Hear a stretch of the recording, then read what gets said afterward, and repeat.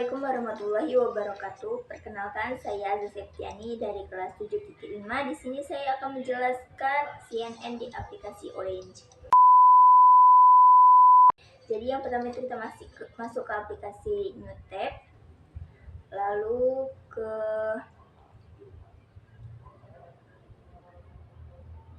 image analysis, itu ada import image, kita masukkan. Nah, lalu kita buka. Lalu kita masukkan datanya. Jadi di sini kita menggunakan data hewan.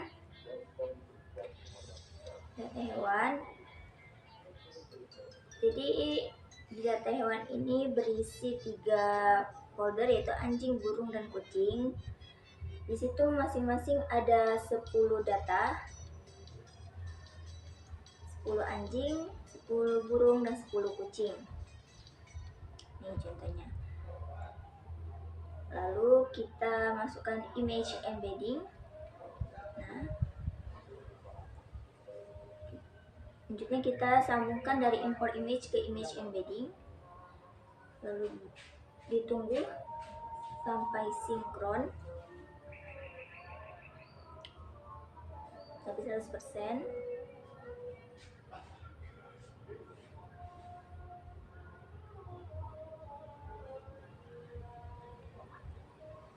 Nah, selesai.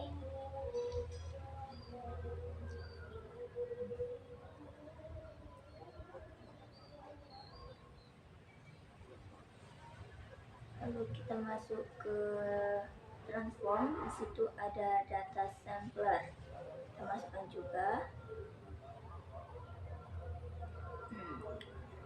Lalu kita hubungkan image embedding ke data sampler. Kita buka data samplernya. Itu ada 80%, inputnya 1, number of subsetnya ada 10, answer subsetnya ada 1. Untuk option itu diklik semua, lalu sampel data. Di sini ada sampel data. Itu ada 24.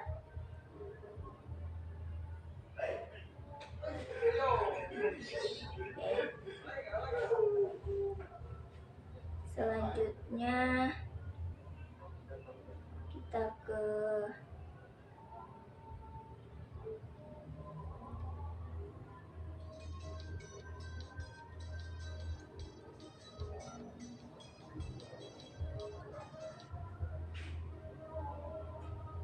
model, yaitu ada neural network. Kita masukkan. Kita sambungkan terlebih dahulu, lalu kita buka. Itu neurons in hidden layers-nya ada 100, equation-nya ada, pokoknya ikutin aja. Nah, oke. Seperti ini.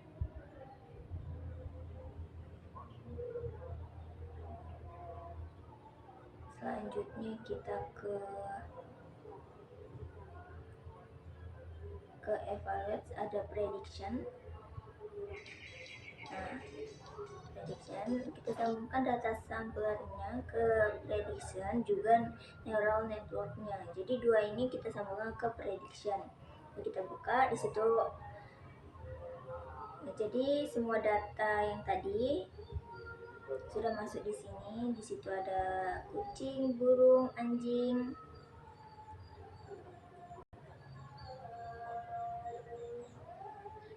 Ini sudah masuk.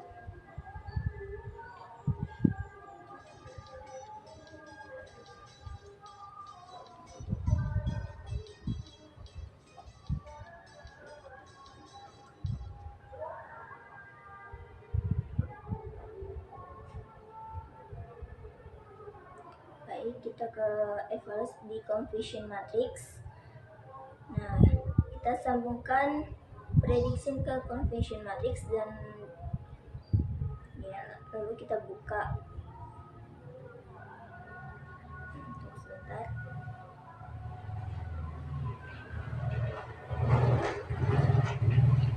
Kita buka confusion matrix. Itu ada anjing, burung, dan kucing. Jadi kita pilih salah satunya, misal anjing.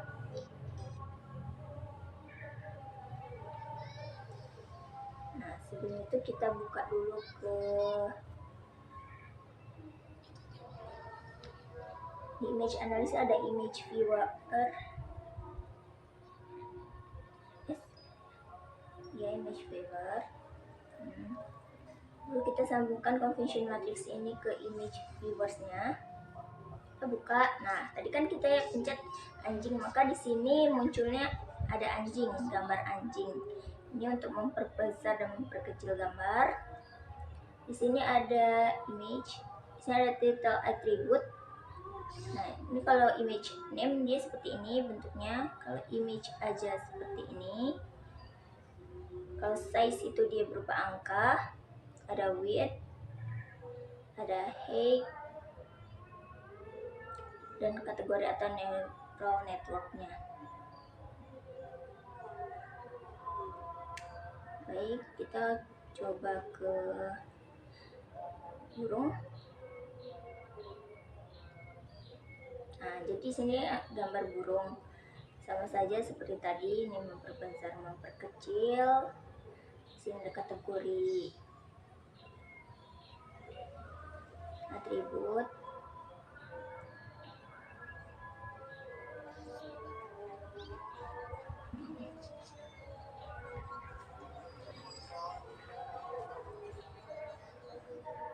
Oke, lanjut ke kucing.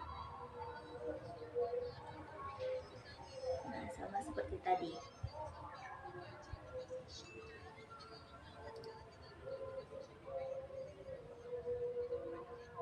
Ada image, name, image, size, width, height, dan kategori atau neural networknya.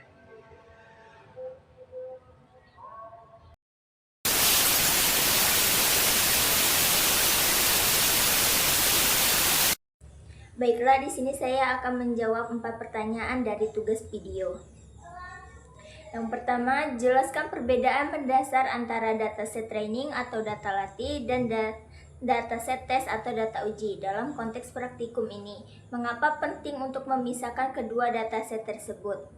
Jawabannya, dataset training atau data latih adalah data yang digunakan untuk melatih model, yaitu membantu model mempelajari pola, ciri, dan karakteristik dari setiap kelas gambar hewan berdasarkan fitur yang diekstraksi. Pada tahap ini, model ini menyesuaikan parameter internalnya agar mampu mengenali hubungan antara fitur gambar dan label kelas yang benar.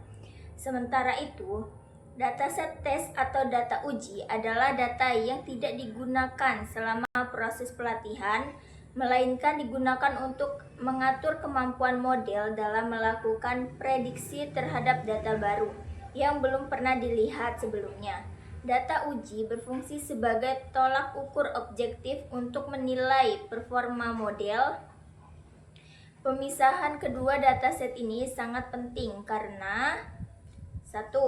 Untuk mencegah overfitting, yaitu kondisi ketika model hanya menghafal data latih. Kedua, mengukur kemampuan generalisasi model terhadap data baru. 3. Memberikan evaluasi performa yang lebih realistis seperti akurasi dan kesalahan prediksi. Soal yang kedua yaitu sebutkan 3 widget utama yang Anda gunakan dalam proses pemodelan CNN atau ekstraksi fitur, pelatihan, dan pengujian. Jelaskan fungsi spesifik masing-masing widget dalam alur kerja Anda. Dalam praktikum ini, proses pemodelan CNN direpresentasikan melalui 3 widget utama berikut. Yang pertama itu adalah image embedding.